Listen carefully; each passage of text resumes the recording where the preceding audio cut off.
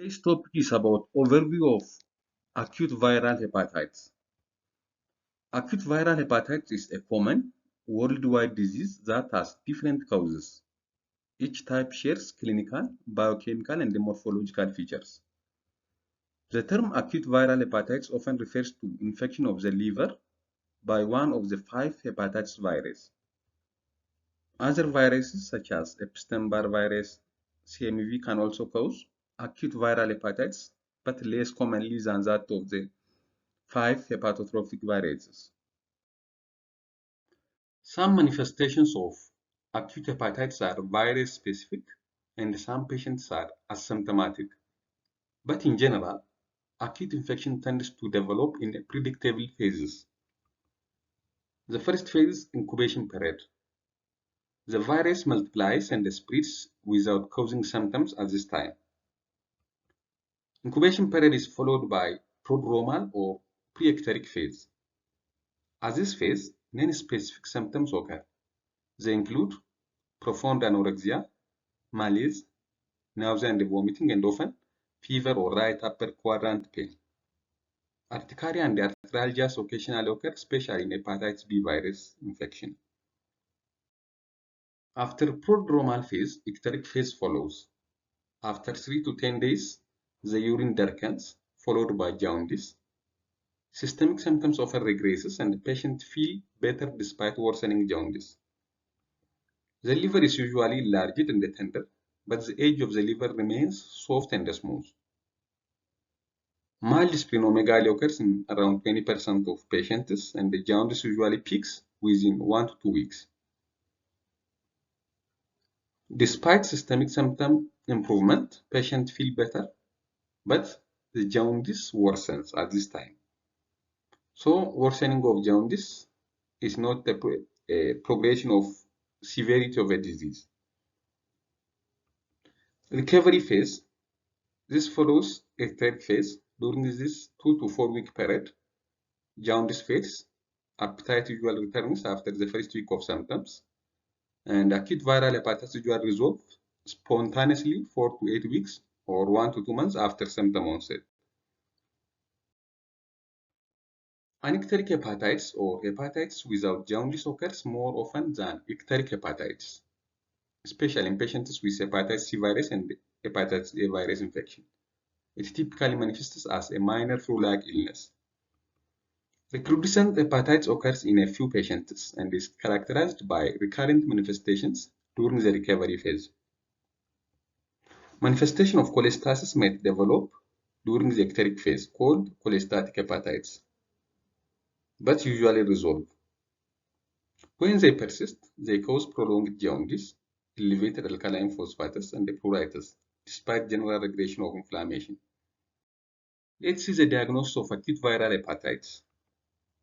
In the prodromal phase, hepatitis mimics virus non-specific viral illness, and it's difficult to diagnose. Since there is no jaundice at this phase, it's difficult to differentiate hepatitis from other non-specific systemic illness. Anecteric patients suspected of having hepatitis based on risk factors are tested initially with liver tests, including ALT and AST, bilirubin, and alkaline phosphate. Acute hepatitis often manifests in the ecteric phase and so should be differentiated from other disorders causing jaundice.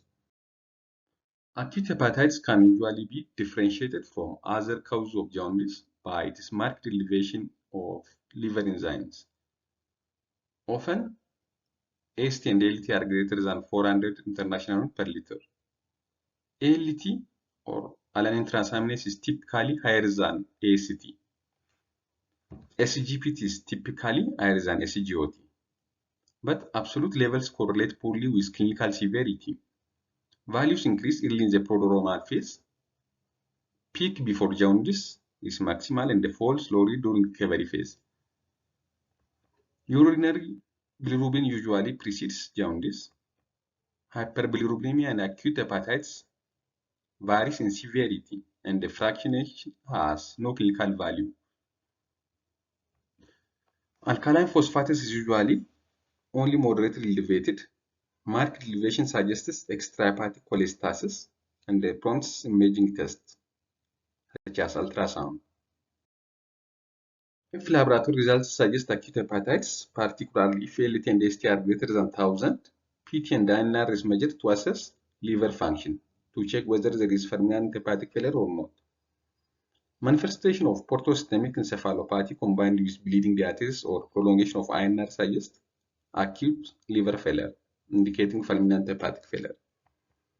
If acute hepatitis is suspected, efforts are next directed toward identifying its cause.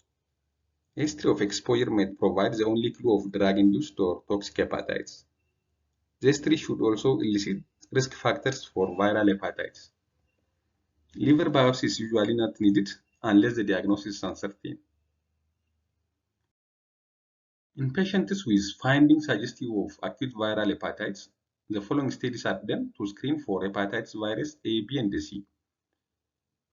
Anti-hepatitis A virus, hepatitis B surface antigen, anti-hepatitis C virus, and hepatitis C RNA, and also uh, to know the infectious or non-infectious phase of hepatitis B, we can do anti-hepatitis B core antigen and IgM antibody to hepatitis B core.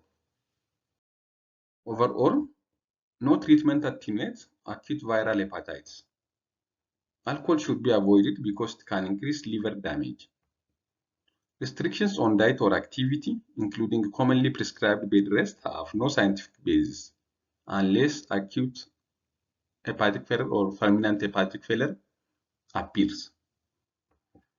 For hepatitis A and E, supportive treatment that includes IV fluids, antiemetics, and symptomatic treatment till resolution of symptoms is needed.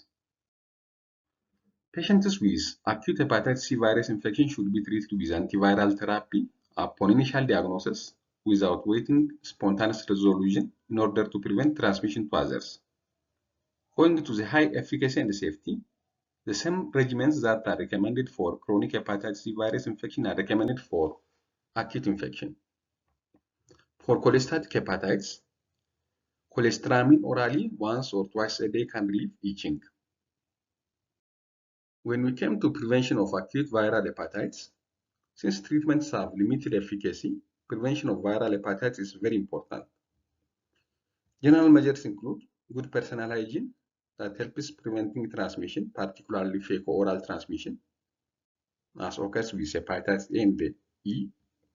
Blood and other body fluids, saliva and semen of patients with acute hepatitis B virus and C infection, and the stool of patients with hepatitis A virus infection are considered infectious. The other is prophylaxis. Immunoprophylaxis can involve active immunization using vaccines and passive immunization. Vaccines for hepatitis A and B are available.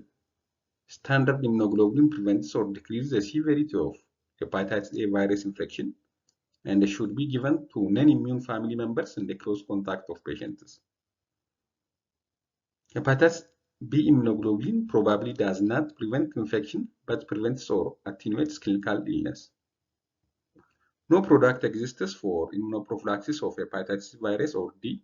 However, prevention of hepatitis B virus infection prevents hepatitis D virus infection.